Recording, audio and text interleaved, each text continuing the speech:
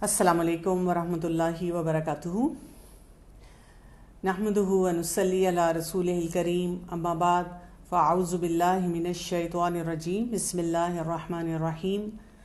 رب اشرح لی صدری ویسر لی امری واحلل عقدۃ من لسانی یفقہوا قولی۔ سوسائڈ اب ایک ایسا چیلنج بن چکا ہے کہ ہمیں بہت فریکوینٹلی یہ خبر ملتی اکثر ڈھکے چھپے ہے، اوپنلی کوئی بات نہیں کرتا۔ آپ اداروں میں چلے جائیں، آپ کاؤنسلرز سے بات کر لیں، آپ فیملیز میں ادھر ادھر دیکھیں، اور خاص طور پہ اگر آپ یوتھ سے بات کریں تو آپ کو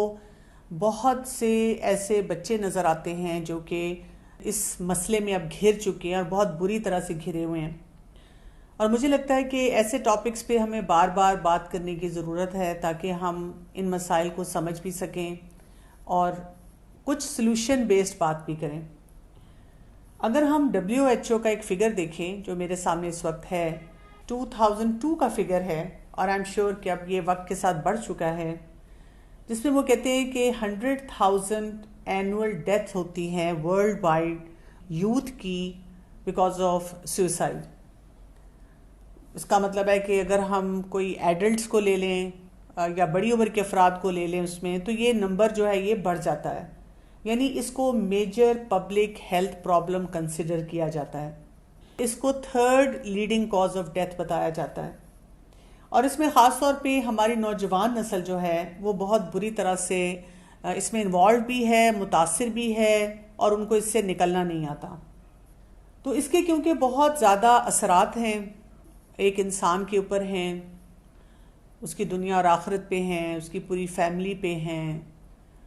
یہ وہ ایک معاملہ ہے جس کو ہم اگنور نہیں کر سکتے، جس کو ہم فارگو نہیں کر سکتے کہ کوئی بات نہیں، اگر کوئی کر رہا ہے یا چند افراد ہیں تو اس کے اوپر کیا ضرورت ہے بات کرنے کی ہمیں۔ 15% جو یوتھ ہے وہ اسپیسیفک پلان بناتا ہے کہ اس نے کیسے خودکشی کرنی ہے۔ 8% سے زیادہ ایسے ہیں جنہوں نے سوسائڈ کرنے کی اٹیمپٹ کی ہے، اور اگر ہم میڈیکلی چیک کریں مختلف اداروں میں جو کہ ایسے افراد سے ڈیل کرتے ہیں، تو وہ کہتے ہیں کہ ہمارے پاس 700,000 کے نمبر سے افراد آتے ہیں جو کہ ہم سے ہیلپ لے رہے ہوتے ہیں۔ اب یہ مختلف فگرز ہیں، جتنا بھی ہم پڑھتے جاتے ہیں ہم پریشانی کی طرف ہی جاتے ہیں۔ میں نے ایک ریسرچ پڑھی تھی کچھ سال پہلے، اور اس میں یہ تھا کہ وہ افراد جنہوں نے سوسائڈ کرنے کی کوشش کی، جب ان سے پوچھا گیا کہ اگر آپ کو دوبارہ آپ کے اوپر کوئی مشکل آئے تو کیا آپ وہی کوشش دوبارہ کریں گے، تو انہوں نے کہا کہ نہیں، بلکہ انہوں نے یہاں تک کہا کہ سوسائڈ کرتے کرتے ہی ہمیں ریگریٹ ہونا شروع ہو گیا تھا کہ ہم نے یہ کیوں ایسا کام کیا۔ لیکن اب مشکلات اتنی بڑھ چکی ہوئی ہیں کہ میں ایک فگر پڑھ رہی تھی جس پہ ریسرچ بیسڈ یہ فگر ہے جو بتاتا ہے کہ 31 سے 50% جو یوتھ ہے جس نے ایک دفعہ سوسائڈ اٹیمپٹ کی ہے وہ دوبارہ اٹیمپٹ کرتا ہے۔ اس سے ہمیں یہ پتہ چلتا ہے مشکل مرحلہ ہے اور اس کو ہمیں نظر انداز نہیں کرنا چاہیے۔ اسی ریسرچ میں یہ بھی ہمیں پتہ چلتا ہے کہ وہ جو دوسری اٹیمپٹ ہے ودن 3 months ہو گئی ہے۔ اس سے یہ بھی پتہ چلتا ہے کہ جب آپ کے سامنے کوئی بھی ایسا کیس آتا ہے اپنے کسی پیارے کا جس نے سوسائڈ کو اٹیمپٹ کرنے کی کوشش کی ہے، تو اب آپ کو جو اس کا علاج ہے وہ ایک ایمرجنسی کی کیفیت کے ساتھ کرانا ہے۔ یہ نہیں سوچنا کہ ہم نے اس کو سمجھا دیا ہے اور اب یہ آہستہ آہستہ انشاءاللہ ٹھیک ہو جائے گا اور آئندہ کبھی یہ کام نہیں کرے گا۔ جو سوسائڈل بیہیویئرز ہیں وہ مختلف طرح کے ہیں۔ مثلا ایک کو ہم کہتے ہیں کمپلیٹ سوسائڈ، وہ اپنے آپ کو نقصان ہی اس طریقے سے دیتے ہیں کہ ان کی زندگی باقی نہ بچے، یعنی انہوں نے پلان ہی اس طرح سے کیا ہوتا ہے، ان کا دماغ ان کو لے کر ہی اس طرح سے چلتا ہے کہ وہ جو بھی کام کرتے ہیں وہ ہوتا ہے کہ بس دے آر گون۔ پھر اس کے بعد ایک اور کیٹیگری آتی ہے جس کو ہم سوسائڈل اٹیمپٹ کہتے ہیں، کہ وہ کوشش کی ہے جس میں وہ کوئی ان کا سیلف انجری والا بیہیویئر ہوتا ہے جس سے وہ اپنے آپ کو نقصان پہنچاتے ہیں۔ یہ وہ لوگ ہوتے ہیں جو زندہ بھی رہنا چاہتے ہیں، خوشیاں بھی چاہتے ہیں، لیکن جب ان کو پھر کوئی امید نہیں نظر آتی، کوئی راستہ نہیں نظر آتا، تو پھر یہ سوچتے ہیں اپنی زندگی ختم کر لیں۔ یعنی ان کا ایمبیویلنٹ بیہیویئر ہے، یہ بیک اینڈ فورتھ چلتے ہیں، کبھی کہتے ہیں نہیں نہیں نہیں، میں نے اپنے آپ کو اٹھانا ہے، کھڑا کرنا ہے، میں نے اپنی جان نہیں لینی، یہ اللہ کی ایک امانت ہے میرے پاس، اور کبھی وہ کہتے ہیں کہ میں مر ہی جاؤں تو اچھا ہے۔ اور بہت سے ایسے کیسز دیکھے گئے ہیں جس میں ایک فرد صرف سیلف ہارم کی طرف تھا یا سوسائڈل اٹیمپٹ کر رہا تھا، وہ ابھی شیور نہیں تھا، لیکن اس نے کچھ ایسا کام کر دیا جس سے اس کا کمپلیٹ سوسائڈ ہو گیا۔ اس سے بڑا نمبر ایک ہمارے پاس افراد کا ہے جو سوسائڈل آئیڈیشن میں ہیں۔ آئیڈیشن کیا ہے کہ ان کو آئیڈیاز آتے رہتے ہیں، یعنی جب ان کی زندگی میں کوئی مسئلہ ہوتا ہے تو فوراً ان کا دماغ ان آئیڈیاز کی طرف جاتا ہے کہ میں کیسے کیسے سوسائڈ کر سکتا ہوں۔ کوئی پنکھے کی طرف دیکھتا ہے، کوئی اپنی بازو کی طرف دیکھتا ہے، دوائیاں ڈھونڈتا رہتا ہے۔ اور بہت زیادہ خطرناک بات یہ ہے کہ اس وقت بہت سے جو یوتھ کے لیے پروگرامز بنائے جا رہے ہیں، خاص طور پہ ویسٹرن کلچرز میں، پوری سیریز ہیں، پورے سیزنز ہیں، سیزن آفٹر سیزن ہے، جن میں باقاعدہ اسی ٹاپک کو ٹارگٹ کیا جا رہا ہے، اور اس میں کوئی اچھی بات نہیں سکھائی جا رہی، اس میں صرف مختلف طریقے سوئسائڈ کرنے کے سکھائے جا رہے ہیں۔ اور ایسے شوز ہمارے یوتھ میں بہت پاپولر ہیں، اور ان کو وہ باقاعدہ دیکھتے ہیں اور پورا انڈرسٹینڈ کرتے ہیں کہ یہ کام کیسے ہو سکتا ہے۔ اکثر اوقات جب کوئی نفسیاتی مسئلے میں گھرا ہوا ینگسٹر میرے پاس آتا ہے تو میں ضرور پوچھتی ہوں کہ کیا آپ کو کبھی ایسی تھاٹس آتی ہیں کہ I don't want to leave?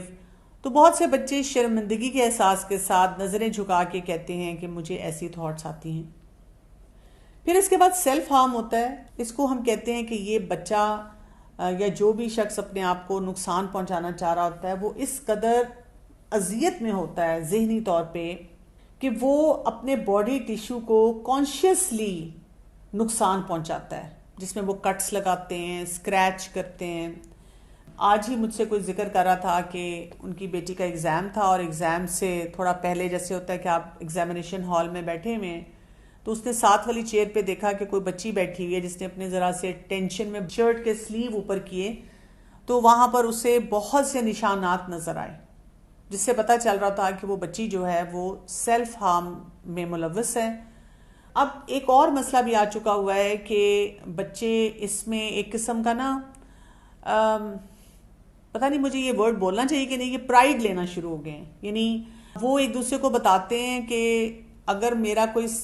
Family کا چیلنج ہے، پرسنل چیلنج ہے، سیلف اسٹیم کا چیلنج ہے، تو شاید آٹومیٹیکلی مجھے یہ کام کرنا ہے، اور جو یہ کر رہا ہے سیلف ہارم میں ہے تو وہ بڑا ایک قسم کا کول بھی سمجھا جاتا ہے کہ وہ ایک ابیوسو بیہیویئر جو ہے اس کی طرف جا چکا ہے۔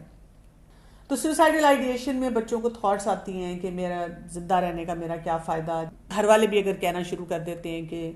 تم مر ہی جاؤ تو اچھا ہے۔ ایسی باتیں سن کے بھی کئی دفعہ ان کے ذہن میں آتا ہے کہ آئی وش آئی ایم ناٹ ہیئر، اور وہ کئی دفعہ پھر سوسائڈ کو پلان کرنا شروع کر دیتے ہیں کہ ہم پھر اس دنیا سے چلے ہی جائیں تو ہمارے لیے اچھا ہے۔ اب یہ تو اس کی ڈیفینیشن ہوگی، اب آگے تھوڑا سا بڑھتے ہیں اور ہم انڈرسٹینڈ کرنے کی کوشش کرتے ہیں کہ سوسائڈ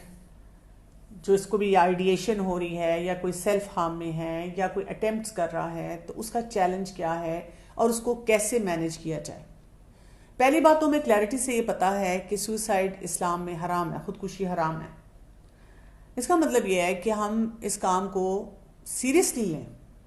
اس مسئلے کو سیریسلی لیں، اس مسئلے کے بارے میں بات چیت کریں، اس کو ایڈریس کریں، اور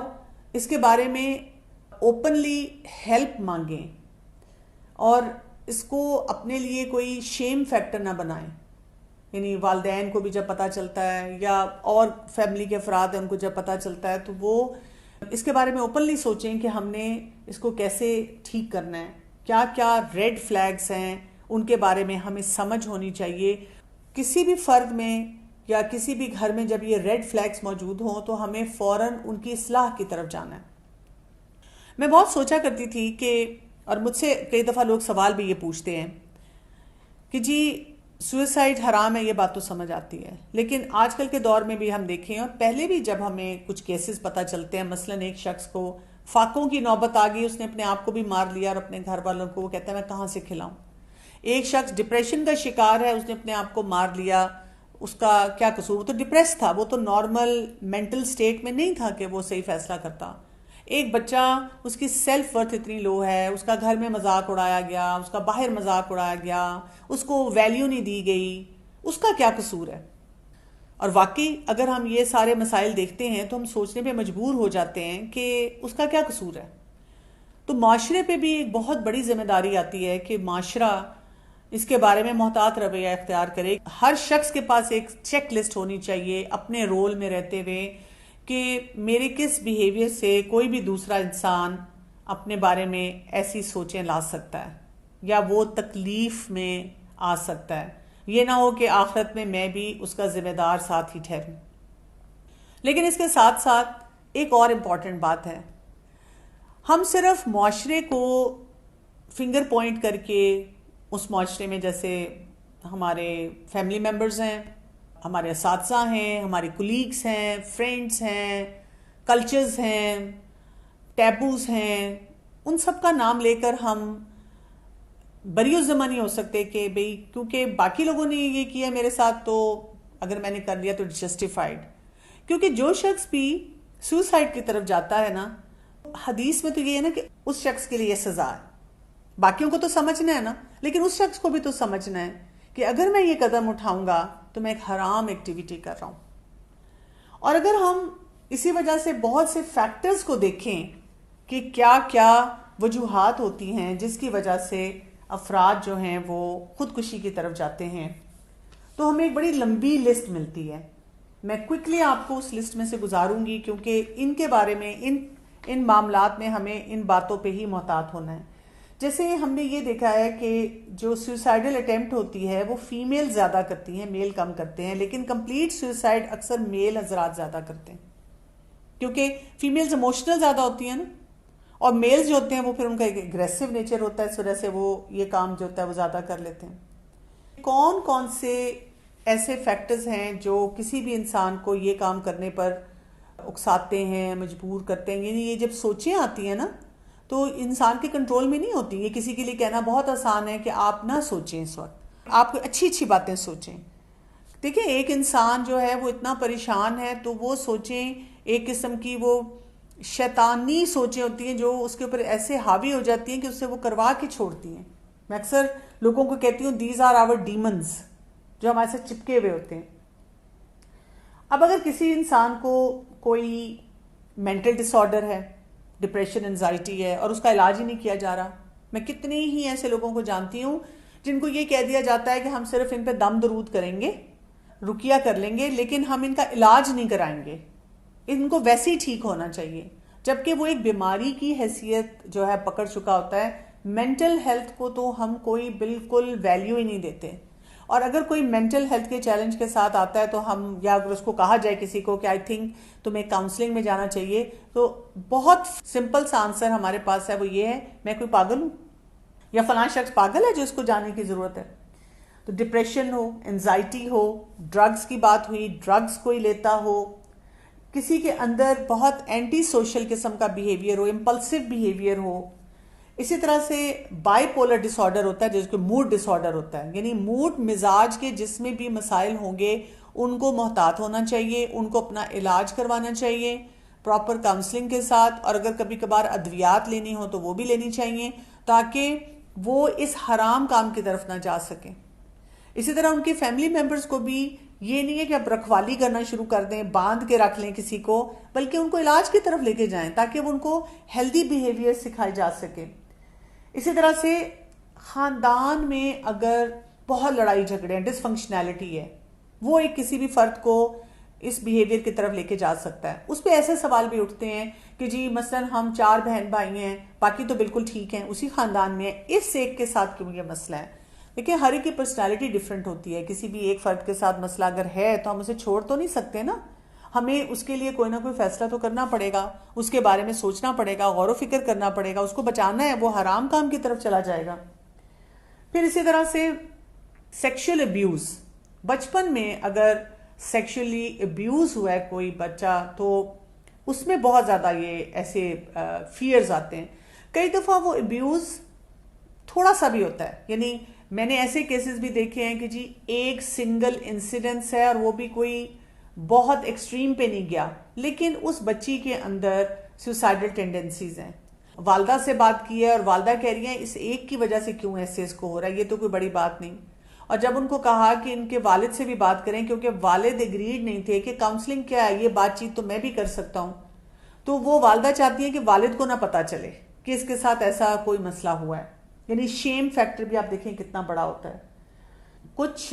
یعنی اگر آپ کے اندر پہلے سے ہی کوئی ڈسٹربنس ہے, جیسے اس پہ بہت ریسرچ ہے, بڑی انٹرسٹنگ ریسرچ ہے کہ جو ہومو سیکشولز ہوتے ہیں, LGBT کا جو ایک گروپ ہوتا ہے, ان میں سوسائڈ ریٹ بہت زیادہ ہے. لیکن میں جتنا مٹیریل پڑھتی ہوں اس میں وہ یہ کہتے ہیں کہ جی کیونکہ ان کو ایکسیپٹیبلٹی نہیں مل رہی اس وجہ سے زیادہ ہے. حالانکہ مجھے اگر آپ پوچھیں, جب میں وہ بیہیویئر سارے پڑھتی ہوں تو وہ اس لیے ہے کہ وہ خود سے ایک ایب نارمل بیہیویئر کی طرف موو کیے ہوئے ہیں اور ظاہر ہے وہ اپنے آپ کو اس میں سے نکال نہیں پاتے. اگر آپ سوچیں کہ ایک شخص ہے جس میں یہ سارے فیکٹرز ہیں جو میں نے جس کے بارے میں آپ سے بات کی ہے, تو اب اس کی انوائرمنٹ میں کچھ اور مسئلے مسائل آ گئے. یعنی مثلاً ایک شخص ہے جس کے موڈ مزاج کا آلریڈی مسئلہ ہے, یا یہ ہے کہ وہ ڈرگز لیتا ہے, یا امپلسو ہے, یا ڈپریشن میں ہے, یا انزائٹی میں ہے, یا کچھ بھی اور فیملی کے چیلنجز ہیں. اب اگر اس کی لائف میں کچھ اور سٹریسفل ایونٹس آ گئے, مشکلات آ گئیں, تو کیا ہو جائے گا, یہ رسک اس کا بڑھنا شروع ہو جائے گا کہ وہ سوسائڈ کی طرف جا سکتا ہے. وہ پہلے ابیوز ہوا ہے اور دوبارہ سے کوئی ایسے معاملات ہونے شروع ہو گئے فیملی میں یا باہر, ہریسمنٹ شروع ہوگی, تو پھر اس کے اندر وہی ٹریگرز وہ بن جائیں گے اس کے لیے, اس کو مشکلات آئیں گی. اسی طرح سے پہلے سے پرسنالٹی میں یہ چیلنجز تھے, اب کوئی اس کو فزیکل بیماری ہو گئی ہے, بیڈ ریڈن ہو گیا ہے, شوگر ہی ہو گئی ہے, صرف بلڈ پریشر ہو گیا ہے, ہارٹ کی تکلیف ہو گئی ہے, وہ اس سے بھی پریشان ہو کے یہ کام کر سکتا ہے. ایسا انسان جس کے پاس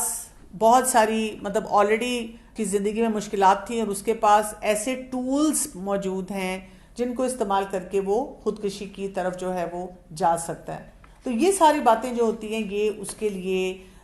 ایک بیگیج اور اس کا جو پیکج ہوتا ہے نا, اس کو بڑھانے کی طرف اس کو لے کر جاتی ہیں.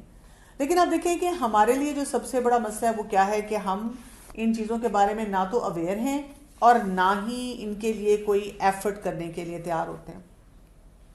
اب یہ کہ اگر کوئی ایک انسان اپنے اوپر دیکھے اور سوچے کہ اچھا مجھے کب کب سوسائڈل تھاٹس آ سکتی ہیں, کب کب مجھے محتاط ہونے کی ضرورت ہے, جب آپ کے اوپر نا امیدی کی کیفیت ہو, جب آپ کی نیگیٹو تھنکنگ بہت زیادہ بڑھنی شروع ہو جائے, جب آپ کو اپنی زندگی میں کوئی امید کی کرن نہ نظر آئے,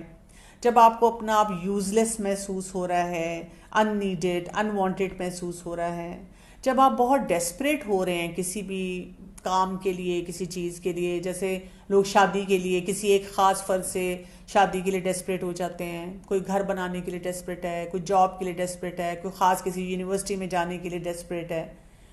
یا یہ کہ جب آپ کو لگتا ہے کہ یہ دنیا میرے بغیر اچھی گزر جائے گی, کوئی مجھے مس نہیں کرے گا, یا آپ کو لگے کہ آپ جسمانی طور پہ بہت نم ہو گئے, آپ کو کوئی چیز محسوس ہی نہیں ہوتی. تو یہ تمام انڈیکیٹرز ہیں کہ آپ کو فوراً ہیلپ لے لینی چاہیے, کیونکہ جیسے میں نے پہلے آپ سے کہا کہ اگر آپ کے وہ ڈیمنز آپ پہ حاوی ہو گئے نا, وہ سوچیں آپ کے اوپر حاوی ہو گئی, پھر آپ نہیں اپنے آپ کو بچا سکیں گے, پھر آپ کے لیے بہت مشکل ہو جائے گی. جب انسان کے اندر یہ سوچیں آتی ہیں نا, تو اب کیفیت کیسی ہو سکتی ہے, مثلا نیند نہ آنا رات کو, وزن کا بہت زیادہ بڑھ جانا یا وزن کا کم ہو جانا, آپ جیسے صبح اٹھتے ہیں نہ تیار ہو رہے ہیں, نہ کپڑے بدل رہے ہیں, نہ کچھ کھانے کو دل چاہ رہا ہے, سوشلی آپ وڈرون ہوتے چلے جا رہے ہیں. پہلا جو سوچیں آتی ہیں وہ اپنے آپ کے لیے سیلف ہارم کی آتی ہیں. آئیڈیشن شروع ہوئی, پھر سیلف ہارم کی سوچیں آنی شروع ہوئی, اور پھر وہاں سے اٹیمپٹ شروع ہو جاتی ہے. اور وہی بات ہے کہ کبھی وہ انکمپلیٹ ہوتی ہے اور کبھی وہ کمپلیٹ اٹیمپٹ ہو جاتی ہے. اور ان ساروں میں آپ نے اس بات کو دھیان رکھنا ہے, اس بات کا کہ سیلف اسٹیم کدھر ہے, سیلف ورتھ کدھر ہے. جب بہت زیادہ ایسی فیلنگز ہوتی ہیں تو پھر آپ دیکھیں کہ یہ مسائل بڑھاتی ہیں. اچھا, سوسائڈل تھاٹ اکثر ہر وقت نہیں رہتی. آپ بہت سے ایسے سٹوریز پڑھتے بھی ہیں, آپ نیٹ پہ بھی دیکھتے ہیں, کبھی کوئی ایکٹر ہے یا کوئی فیمس فگر ہے, اس نے سوسائڈ کی اور اس کی ایک اسمائلنگ پکچر دکھا کر لوگ بتاتے ہیں کہ this is the face of suicide, this is the face of depression. کیونکہ ہم یہ سمجھتے ہیں کہ اگر کوئی شخص مسکرا رہا ہے, خوش لگ رہا ہے, تو اس کو کوئی اندر سے مسئلہ نہیں ہوگا. ہم بیسک انڈیکیٹرز جو ہیں ان کو چھوڑ دیتے ہیں. اب یہاں پر ایک اور سوال بھی آتا ہے کہ ایسے افراد جو ہوتے ہیں وہ دوسروں سے بات کیوں نہیں کرتے, وہ ہیلپ کیوں نہیں لیتے؟ جبکہ اگر ان کو یہ انڈیکیٹرز نظر بھی آ رہے ہوتے ہیں تو بہت مشکل ہوتا ہے کسی سے یہ بات نکلوانا کہ جی آپ یہ کام کر رہے ہیں یا اس کام کی طرف جا رہے ہیں. ایک تو نا لوگوں کو بتانا نہیں آتا, کیونکہ اس کے بارے میں اوپن بات نہیں کی جاتی, تو لوگ پھر اس کی اسیسمنٹ بھی نہیں کر پاتے اور اس کے بارے میں سوچ بھی نہیں پاتے. پھر ان کو یہ بھی ڈر لگتا ہے کہ اگر ہم نے کسی سے بات کی تو لوگ ہمارے مسائل کو انڈرسٹینڈ نہیں کریں گے. اور یہ کون سے لوگ ہوتے ہیں؟ مثلا کوئی بھی ایک ینگسٹر اپنے پیرنٹس کو نہیں جا کے بتا سکتا کہ مجھے سوسائڈل تھاٹ آتی ہیں, کیونکہ ان کو فوراً ایک فتویٰ ملے گا گھر والوں سے ہی پہلے, تم لوگ ناشکرے ہو, تمہیں نعمتوں کی قدر نہیں ہے, تمہیں پتہ ہی نہیں ہے کتنی محنت سے سارے کام کیے جاتے ہیں. اب ظاہر ہے وہ ینگسٹر تو خاموش ہو جائے گا, کیونکہ اس کو تو چھوٹی چھوٹی باتوں پر بھی کچھ نہ کچھ سننے کو ملتا ہے. اگر وہ معاشرے میں بات کرتا ہے تو اس کو ڈر لگتا ہے کہ مجھے جج کیا جائے گا, مجھ پہ کفر کے فتوے لگ جائیں گے, اس کو اللہ پہ توکل نہیں ہے, اللہ پہ بھروسہ نہیں ہے, اس کو اپنے ایمان کا جو بڑھانا نہیں آتا. کبھی کبھی یہ بھی ہوتا ہے کہ وہ ہیلپ لیس فیل کرتے ہیں, وہ سمجھتے ہیں کہ اگر ہم کسی کو بتائیں گے تو لوگ ہماری وجہ سے اپسیٹ ہو جائیں گے.